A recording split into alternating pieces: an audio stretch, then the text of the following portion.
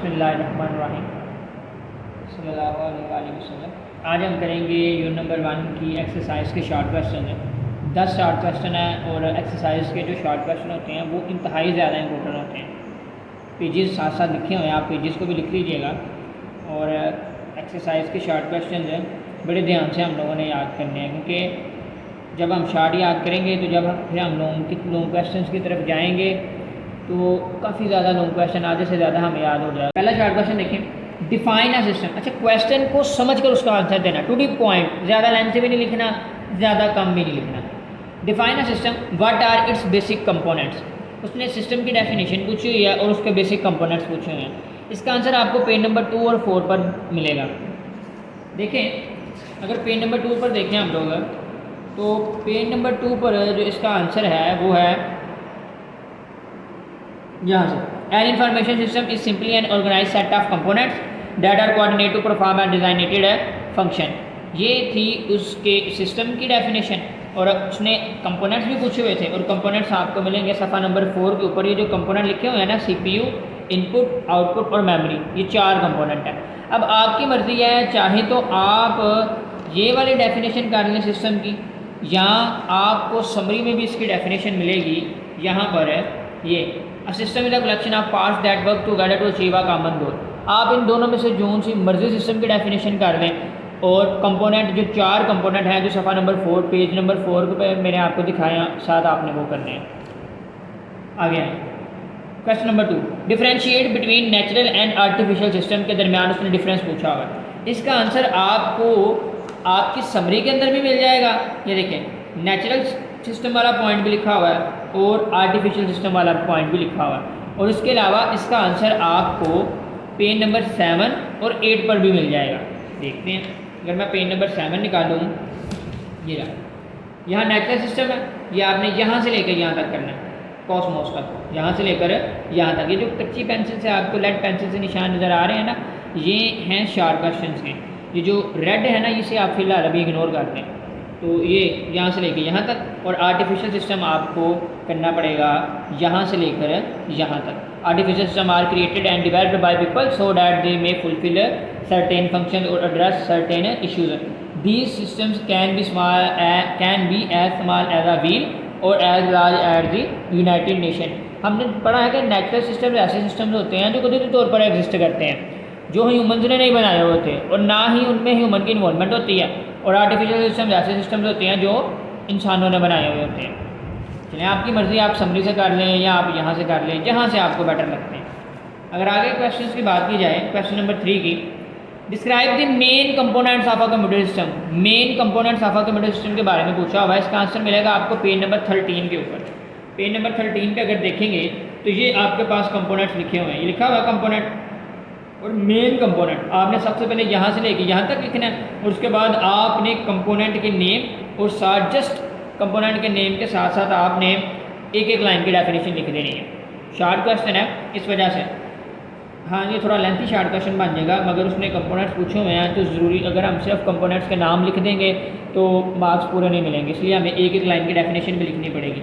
यानी कि ये आप यहाँ से लेके यहाँ तक कर लें, या आप यहाँ से लेके यहाँ तक कर लें, और साथ आप लिख दें रैंडम एक्सेस मेमोरी, सिर्फ ये नाम लिख दें, और साथ application software refers to program यहाँ से लेके यहाँ तक, ठीक है, प्रोसेसिंग कंपोनेंट के अंदर आएगा। और फिर तीसरा कंपोनेंट कम्युनिकेशन कंपोनेंट, ये आप यहाँ से लेकर यहाँ तक कर देंगे। आगे चलते हैं क्वेश्चन नंबर 4 की जानिब। List and describe the type of computing systems. List and describe the types of computing system के बारे में उसने पूछा हुआ है। ये आपको पेज नंबर 19 और 20 पे मिलेगा। आगे पेज नंबर 19 पर है, list and describe the types of computing system. ये यहाँ से लेकर types of computing system heading नज़र आ रही है, आपने यहाँ से लेकर करना है। Computing system come in various types, some of these include the following: computer, soft system software, computer network and the internet. आपने ये करने हैं और साथ साथ इनकी एक लाइन की डेफिनेशन करनी है, डिफाइन वन लाइन डेफिनेशन, साथ साथ इनकी 1 लाइन डेफिनेशन करनी है। सिर्फ नाम लिखने से आपको पूरे नंबर नहीं मिलेंगे, आपको इनकी साथ साथ 1 लाइन डेफिनेशन भी करनी पड़ेगी। यानी कंप्यूटर लिखा हुआ है तो कंप्यूटर की 1 लाइन डेफिनेशन, सिस्टम सॉफ्टवेयर लिखा हुआ है, सॉफ्टवेयर सिस्टम लिखा हुआ है, इसकी 1 लाइन डेफिनेशन, कंप्यूटर नेटवर्क लिखा हुआ है इसकी वन लाइन डेफिनेशन, इंटरनेट लिखा हुआ है इसकी वन लाइन डेफिनेशन। मैं आपको बता देता हूँ आपने कहाँ से लेके कहाँ तक करनी है। मिसाल के तौर पर आपने इसका यहाँ से लेके यहाँ तक करना है, अगर कंप्यूटर की बात की जाए तो यहाँ से लेकर यहाँ तक। और अगर आपके पास दूसरी है सिस्टम सॉफ्टवेयर की, तो वो आपको पेज नंबर 18 पर मिलेगी। यहाँ पे देखिए लिखा हुआ है सॉफ्टवेयर, सॉफ्टवेयर के नीचे लिखा हुआ है system software and application software. System software encompasses the operating system and utility application, यहाँ तक, सिर्फ यहाँ तक आप लोगों ने करना है। उसके बाद कंप्यूटर नेटवर्क है, तो ये जो इंटरनेट कंप्यूटर नेटवर्क के अंदर आपके पास आ जाएगा ये जो कंप्यूटर नेटवर्क है ना, types of computer network, LAN, local area network और वाइड एरिया नेटवर्क, इनकी आप वन लाइन डेफिनेशन कर लीजिएगा, बस इससे ज़्यादा नहीं करना। और इंटरनेट का आप यहाँ से लेके यहाँ तक लिखेंगे। ये क्वेश्चन नंबर 4 जो था वो थोड़ा लेंथी था, मगर इसको याद करने का फ़ायदा ये होगा कि जब आप लॉन्ग क्वेश्चन करेंगे तो आपको फिर काफ़ी आसानी हो जाएगी। आगे चलते हैं क्वेश्चन नंबर 5 की तरफ। What are the main components of von Neumann architecture. देखिए उसने कहा what are the main components of von Neumann architecture, ये आपको मिलेगा पेज नंबर 15 के ऊपर। अगर हम चलें पेज नंबर 15 के ऊपर है, देखिए यहाँ पे लिखा हुआ वन न्यूमैन आर्किटेक्चर। उसने सिर्फ कंपोनेंट्स पूछे हुए हैं तो आपने उनके बारे में लिखना है। Memory, central processing unit, input devices and output devices. Just 4 primary उसके कंपोनेंट्स थे, जिनमें हमारे पास मेमोरी थी, सेंट्रल प्रोसेसिंग यूनिट था, input devices and output devices थी। आपने इन सब की वन लाइन डेफिनेशन करनी है। ये मेरे ऊपर लिखा हुआ वन लाइन डिटेल। आप ये यहाँ से लेके यहाँ तक करेंगे, मेमोरी जो है प्रोसेसिंग तक, सेंट्रल प्रोसेसिंग यूनिट यहाँ से लेके यहाँ तक करेंगे सीयू तक, और इसके बाद यहाँ से लेके यहाँ तक, ठीक है। और इनपुट डिवाइसेज आप करेंगे यहाँ से लेकर यहाँ तक, माइक्रोफोन तक, और आउटपुट डिवाइसेज आप करेंगे यहाँ से लेकर यहाँ तक, बस। उसके बाद आपने जो बाकी निशान लगे हुए उनको अभी नहीं देखना है, जहाँ तक निशान लगवा रहा हूँ वहीं तक ही आपने देखना है। वो जो बाकी निशान है वो लॉन्ग क्वेश्चंस के हवाले से हैं, जब मैं आपको लॉन्ग क्वेश्चंस करवाऊँगा तब आपको उनकी समझ आ जाएगी। अभी मैंने आपको जितना जितना बताया उतना उतना ही आपने करना है। मेमोरी ये 1.5 लाइन है, और सेंट्रल प्रोसेसिंग यूनिट यहाँ से लेके यहाँ तक है, और उसके बाद आपने पहली, दूसरी, तीसरी, चौथी और 5वीं लाइन पर आ जाना है। 5वीं लाइन से लेकर है यहाँ तक, इंस्ट्रक्शंस तक।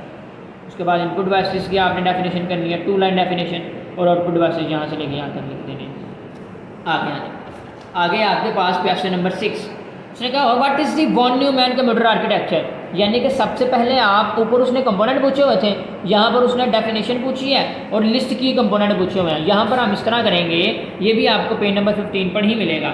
इसमें आप लोग क्या करेंगे, इसमें आप लोग सिर्फ सबसे पहले वन न्यूमैन आर्किटेक्चर है, ये जो है von Neumann architecture, architecture of von Neumann computers है, ये यहाँ से लेके यहाँ तक लिखेंगे 1914 तक। और उसके बाद इसके जो 4 मेन कंपोनेंट्स हैं, मेमोरी, सेंट्रल प्रोसेसिंग यूनिट है, इनपुट डिवाइसेज, आउटपुट डिवाइसेज, इनके जस्ट नेम्स लिखेंगे। इसमें आपने इनको डेफिनेशन है नहीं करना है, क्योंकि उसने ये नहीं पूछी हुई, उसने वन न्यूमैन की पूछी थी और वो हमने बता दी है।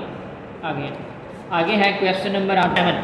What are the 4 main steps in the von Neumann architecture instruction cycle.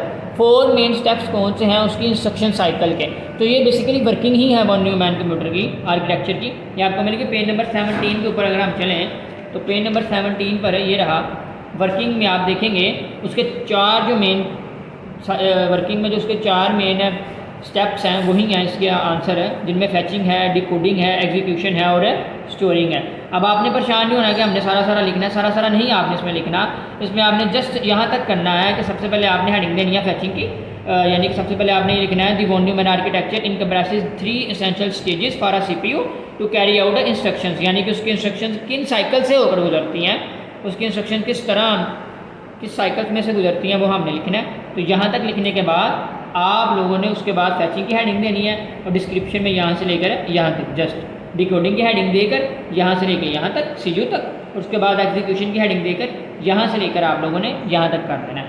उसके बाद स्टोरिंग की हेडिंग देकर यहाँ से लेकर यहाँ तक 1 लाइन, ओनली वन लाइन सबकी। यही आपका शॉर्ट क्वेश्चन बनता है। आगे पेज नंबर क्वेश्चन नंबर 8 की बात की जाए तो what is the von Neumann bottleneck. ये बेसिकली वन न्यूमैन बोटलनेक इंतहाई इंपॉर्टेंट, अगर मैं कहूँ शॉर्ट है तो गलत नहीं होगा, ये बड़ा इंपॉर्टेंट शॉर्ट क्वेश्चन है और ये डिसएडवांटेज था वन न्यूमैन आर्किटेक्चर का। तो ये आपको मिलेगा पेज नंबर 18 के ऊपर है। अगर हम 18 के ऊपर जाएँ तो ये रहा 18 है।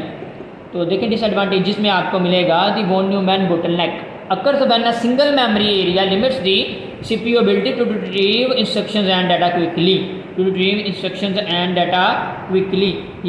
उसके बाद security risk, having data and instruction stored in the same area possesses a problem where one program can alter another instructions in a manner that in a security risk. The von Neumann architecture is a key important aspect of the design and structure of many computers, serving as a central model on how they operate. यहाँ तक, क्योंकि अगर आप सिर्फ यहाँ तक लिखेंगे ना तो आपको पूरे नंबर नहीं मिलेंगे, इसका आपको हाफ या 1 नंबर मिलेगा, इसलिए हमें थोड़ा ज़्यादा लिखना पड़ेगा ना मुकम्मल नंबर हासिल करने के लिए, 2 नंबर लेने के लिए।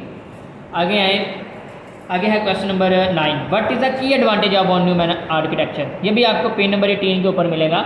उसके जो एडवांटेजेस थे 2, जिनमें एक फ्लेक्सिबिलिटी और एक सिंप्लिसिटी थी। तो पेज नंबर 18 पर अगर खोलें तो यहाँ पे आपको नज़र आएगा एडवांटेजेस, पेज नंबर 18। तो एडवांटेजेस की बात की जाए, सिंप्लीफाइड डिज़ाइन एंड फ्लेक्सिबिलिटी, यहाँ से लेकर आपने यहाँ तक ही करना है।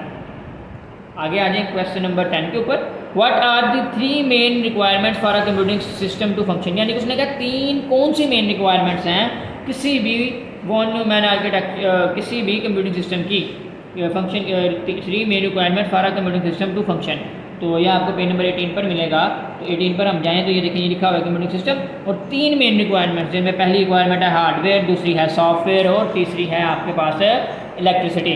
तो ये आपने सारा नहीं करना, हार्डवेयर आपने करना है यहाँ से लेकर जहाँ तक डिवाइसेस तक, यानी 1 2 3 लाइन है, लेकिन ऊपर आपने लिखना है 3 मेन रिक्वायरमेंट्स। उसके बाद आपने हार्डवेयर की हेडिंग देनी है और वो यहाँ से लेकर यहाँ तक। उसके बाद आपने सॉफ्टवेयर की हेडिंग देनी है, वो आपने यहाँ से लेकर आप कर लें कैटेगराइज तक, ठीक है। और उसके बाद आप लिख दीजिएगा there are 2 types of software, जिनमें एक सिस्टम सॉफ्टवेयर होता है और एक एप्लीकेशन सॉफ्टवेयर होता है, यहाँ तक। उसके बाद लास्ट पे जिसकी तीसरी मेन रिक्वायरमेंट है वो है इलेक्ट्रिसिटी। तो इलेक्ट्रिसिटी आप करेंगे यहाँ से लेकर यहाँ तक, ये आपको पूरा ही करना पड़ेगा। आज ये आप यहाँ पर हमारे शार्ट क्वेश्चन एंड होते हैं। मुझे उम्मीद है कि आपको समझ आई होगी। अगर आपका किसी किस्म का कोई क्वेश्चन हो, आपको किसी आंसर की समझ ना आई हो, तो वो आप मुझसे क्वेश्चन सेक्शन में पूछ सकते हैं।